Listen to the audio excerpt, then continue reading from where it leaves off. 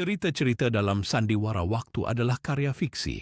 Bila ada kesamaan nama, tempat, peristiwa, atau latar dengan kejadian nyata, itu semata-mata kebetulan dan digunakan hanya sebagai inspirasi cerita. Semua kisah disusun untuk tujuan hiburan, edukasi, dan refleksi, tanpa bermaksud menyinggung pihak manapun. Kabut pagi belum sepenuhnya terangkat dari lembah ketika suara barisan terdengar dari kejauhan. Derap langkah kaki tentara membelah jalan tanah di antara persawahan yang basah. Tapi kali ini bukan kompeni yang datang dengan kibaran panji dan suara lonceng logam. Yang datang adalah wajah-wajah yang dikenali, namun kini berubah. Mereka adalah lelaki-lelaki Jawa, bersurban, berwajah teduh, membawa senapan dan amunisi di punggung. Dulu mereka berperang di bawah panji Pangeran Diponegoro.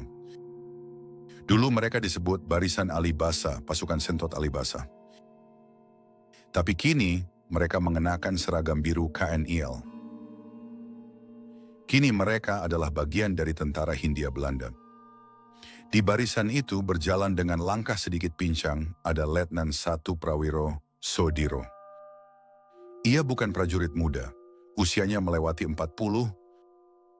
tubuhnya tegap dan suaranya dalam.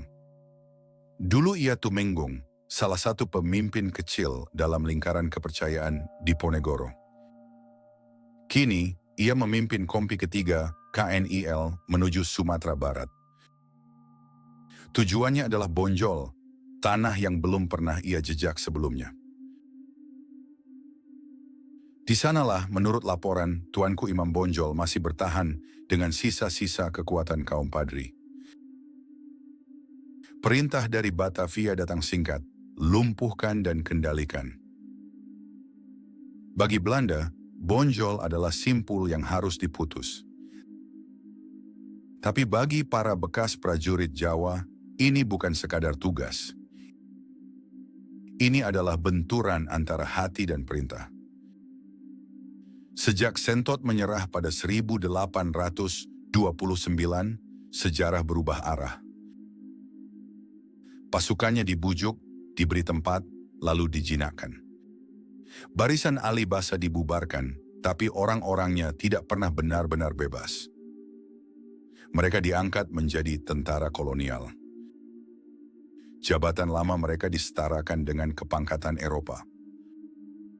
Ngabehi menjadi kopral, Panji menjadi sersan, Tumenggung menjadi letnan, dan para raden serta pangeran disetarakan dengan kapten dan mayor. Belanda tidak menghormati mereka, hanya memanfaatkan disiplin yang sudah terlatih.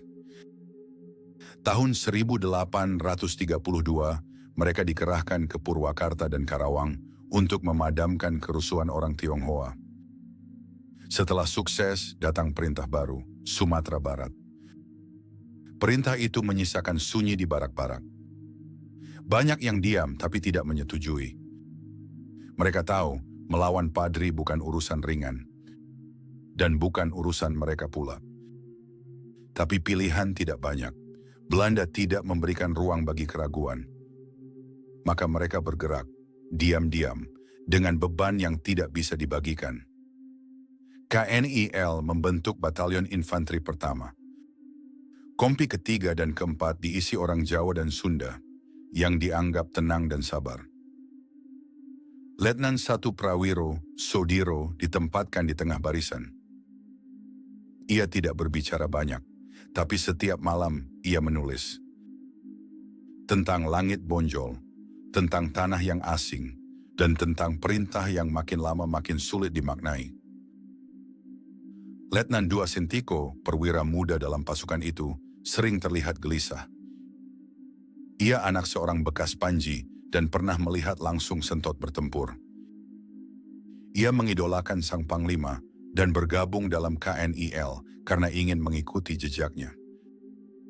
Tapi kini ia mulai bertanya, apakah ini jejak yang layak diikuti? Hari-hari menjelang pengepungan Bonjol diisi ketegangan. Suara meriam mulai terdengar dari kejauhan. Pasukan Belanda menempatkan artileri di titik-titik tinggi. Mereka tidak ingin perang panjang. Tapi kaum Padri tidak menyerah.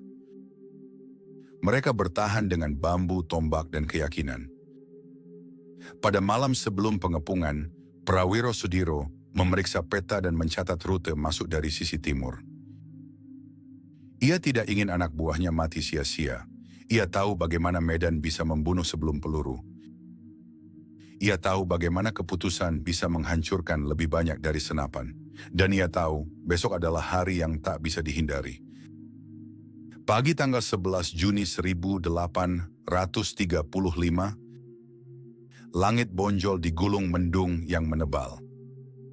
Tak lama setelah embun menguap dari ilalang, suara dentuman pertama meledak dari arah utara. Meriam Belanda mulai menyalak.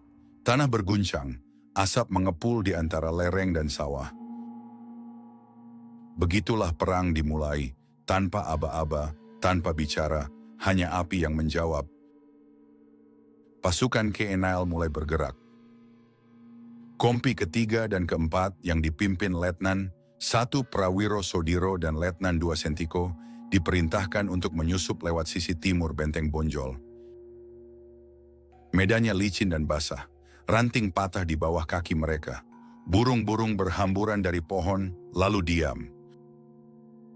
Prawiro Sudiro berjalan paling depan.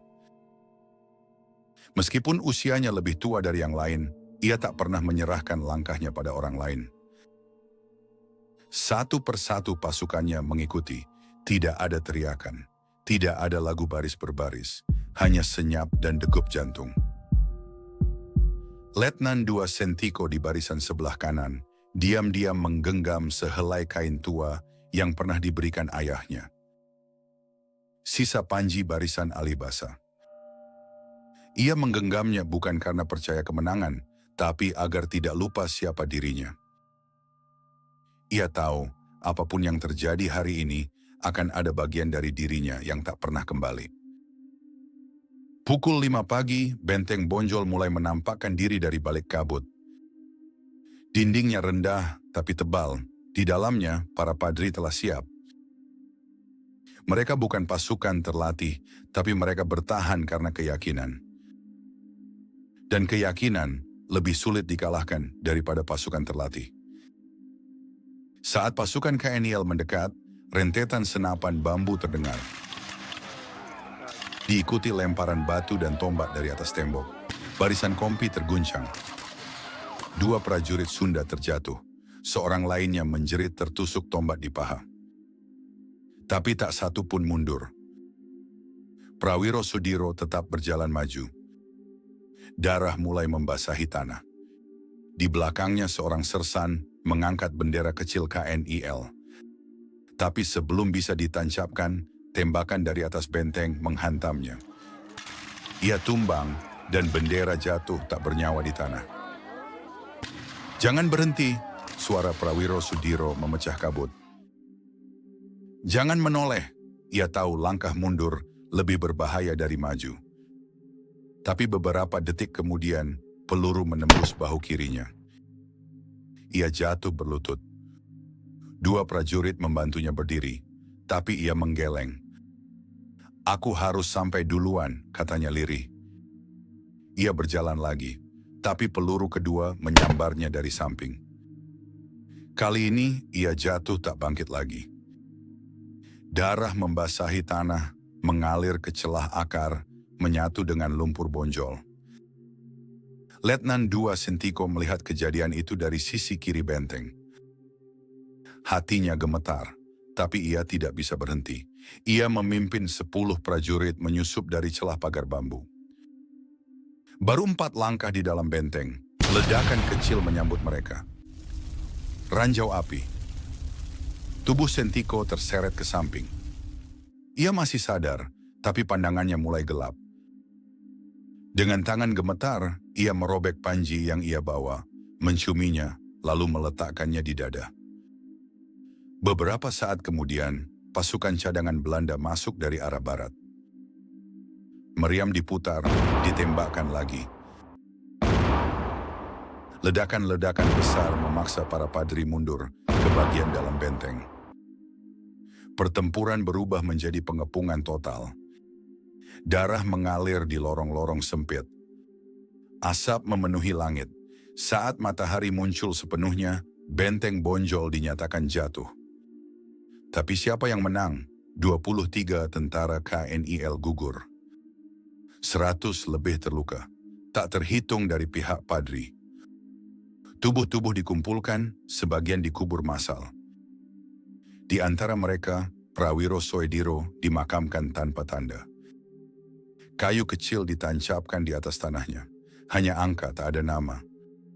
Letnan Sentiko juga gugur. Tubuhnya ditemukan menggenggam panji tua yang terbakar sebagian. Ia dikubur di samping komandannya. Tak ada upacara, tak ada pidato, hanya tanah dan keheningan. Laporan resmi dikirim ke Batavia. Dalam arsip Javashe Quran hanya tertulis satu kalimat. Letnan 1 Prawiro Sudiro gugur dalam tugas di Bonjol. Tidak disebutkan bahwa ia dulunya pejuang. Tidak disebutkan bahwa ia menolak mundur. Tidak ada latar, tidak ada makna. Di rumahnya di Jawa, sebuah peti kayu dikirim. Isinya hanya buku catatan dan tanda pangkat kecil. Anak-anaknya tidak tahu apa yang ditulis di dalamnya. Istrinya tidak membukanya. Mereka tidak ingin tahu mengapa ia pergi. Mereka hanya tahu ia tak kembali. Buku itu tetap utuh, disimpan di rak bambu di belakang kamar. Kadang dibuka oleh cucu-cucunya. Di dalamnya ada catatan pendek. Aku tidak tahu siapa yang benar, tapi aku tahu siapa yang tidak ingin mati sia-sia. Tahun-tahun berlalu. Bonjol berubah. Parit-parit ditutup, benteng direnovasi, nama-nama diganti.